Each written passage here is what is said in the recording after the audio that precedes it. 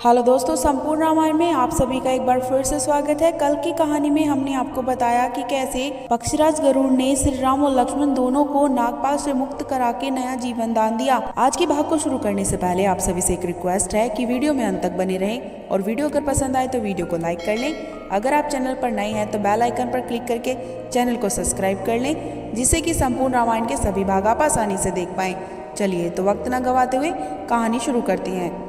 तब श्री राम पक्षीराज गरुड़ को धन्यवाद करते हैं और बोलते हैं कि हे पक्षीराज, हमारा और आपका कोई संबंध ना होते हुए भी आपने निस्वार्थ भाव से हमारे प्राणों की रक्षा की है। हम सदैव आपके आभारी रहेंगे। पक्षीराज गरुड़ कहते हैं कि हे मर्यादा पुरुषोत्तम राम, आभार प्रकट करके कृपया मुझे लज्जित ना करें, क्योंकि मैं तो आपका ही सेवक हूँ। जब आप अपने इस अवतार को पूरा करके अपने परम धाम में चले जाएंगे, तब आप हम दोनों के स्वामी और सेवक के संबंध को पहचान जाएंगे। तब गरुड़ श्री राम से विनती करता है कि कृपया इन राक्षसों से सतर्क होकर युद्ध करें, क्योंकि यह किसी भी छल तथा मायावी रूप में युद्ध कर सकते हैं, जबकि आप मर्यादा पुरुषोत्तम हैं और युद्ध में भी मर्यादा का पालन करने वाले हैं। इतना कहकर गरुड़ श्री राम और लक्ष्मण की परिक्रमा करके वापस चले जाते हैं। श्री राम और लक्ष्मण को सुकुशल देखकर पूरी वानर सेना हर्ष और उल्लास से भर जाती है और वे श्री राम के नाम के जयकार लगाने लगते हैं। जय श्री राम तथा जय श्री राम के नारों से पूरा आकाश गूंज उठता है। वहीं लंका में जब रावण वानर सेना का जयनाथ का या जय श्री राम का नारा सुनता है तो उसकी नींद उड़ जाती है। तब वह अपनी गुप्तचर को बुलाता है और पूछता है कि शत्रु सेना इतनी रात को जयनाथ क्यों कह रही है। तब रावण का गुप्तचर उसे बताता है कि राम और लक्ष्मण पर जो संकट आया था वह टल गया है, इसलिए पूरी वानर सेना खुशी से जयनाथ कह रही है। तब रावण पूछता है कि यह असंभव है, नागपाश से कोई मुक्त कैसे हो सकता है, यह संभव कैसे हुआ। तब गुप्तचर शुक रावण को बताता है कि विष्णु के अवतार गरुड़ ने श्री राम और लक्ष्मण को नागपाश से मुक्त कर दिया है। राम लक्ष्मण के नागपाश से मुक्त होने की बात सुनकर रावण क्रोधित होकर गरुड़ को अपशब्द कहता है कि गरुड़ का यह दुस्साहस कि उसने हमारे शत्रु की सहायता की। लगता है मुझे गरुड़ को भी सबक सिखाना पड़ेगा। इस पर इंद्रजीत अपने पिता रावण को कहता है कि नहीं पिताजी, लंका में अभी युद्ध चल रहा है और अपने देश में चल रहे युद्ध को छोड़कर एक पक्षी के पीछे भागना समझदारी नहीं है। तब इंद्रजीत कहता है कि आज राम और लक्ष्मण नागपाश से बच गए तो क्या हुआ, कल मैं इससे भी भयंकर युद्ध करूंगा और दोनों भाई की जीवन लीला समाप्त कर दूंगा।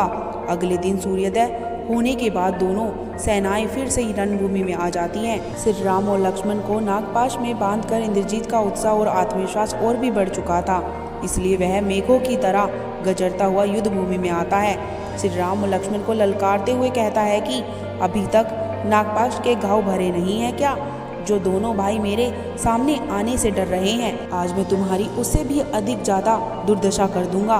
मेघनाथ के मुंह से यह ललकार सुनते लक्ष्मण भी आवेश में आ जाते हैं और श्री राम से युद्ध करने के लिए आज्ञा मांगते हैं। श्री राम पिछले दिन के युद्ध में मेघनाथ के रणनीति को समझ चुके थे, इसलिए वह लक्ष्मण को सावधान तथा सचेत रहकर युद्ध करने का परामर्श देकर युद्ध में जाने की आज्ञा देते हैं। लक्ष्मण और मेघनाथ फिर से आमने सामने आते हैं और दोनों वीर कुमारों में फिर से युद्ध शुरू हो जाता है। दोनों योद्धा एक दूसरे पर तीखे बाणों से प्रहार कर रहे थे तथा एक दूसरे के बाणों को काट रहे थे। दोनों के बीच में लंबे समय तक युद्ध चलता रहा, लेकिन उसका कोई परिणाम नहीं निकलता। कभी लक्ष्मण जी का पलड़ा भारी होता तो कभी इंद्रजीत का। पूरे दिन युद्ध लड़ते लड़ते संध्या हो जाती है और हमेशा की तरह इंद्रजीत अपनी असुरी विद्या का प्रयोग करके लड़ने लगता है। इंद्रजीत अपनी माया से अदृश्य होकर युद्ध करने लगता है। अदृश्य होने के बाद इंद्रजीत लक्ष्मण पर सभी दिशाओं से बार बार तीर की बरसात कर रहा था, जिससे लक्ष्मण जी विचलित हो जाते हैं। इंद्रजीत द्वारा कपट युद्ध करने के कारण लक्ष्मण जी श्री राम के पास आते हैं और उनसे कहते हैं कि मेघनाथ फिर से कपट युद्ध पर उतर आया है, इसलिए मुझे आज्ञा दीजिए कि मैं ब्रह्मास्त्र का प्रयोग करके इंद्रजीत को समाप्त कर दूं। लेकिन श्री राम लक्ष्मण जी के निवेदन को ना मानकर उन्हें ब्रह्मास्त्र के प्रयोग करने से मना कर देते हैं। श्री राम कहते हैं कि लक्ष्मण, ब्रह्मास्त्र बहुत अधिक विनाशकारी अस्त्र है, इसलिए इसका प्रयोग किसी भी युद्ध में नहीं करना चाहिए, क्योंकि इससे तीनों लोकों में विनाश की ज्वाला भड़क जाएगी। तो दोस्तों, संपूर्ण रामायण का यह भाग हम यहीं पर समाप्त करते हैं। अगर आपको संपूर्ण रामायण मेरे शब्दों में पसंद आ रही हो तो वीडियो को लाइक करके चैनल को सब्सक्राइब कर लें जिससे कि संपूर्ण रामायण के सभी भाग आप आसानी से देख पाएं। और कमेंट बॉक्स में जय श्री राम लिखना ना भूलें।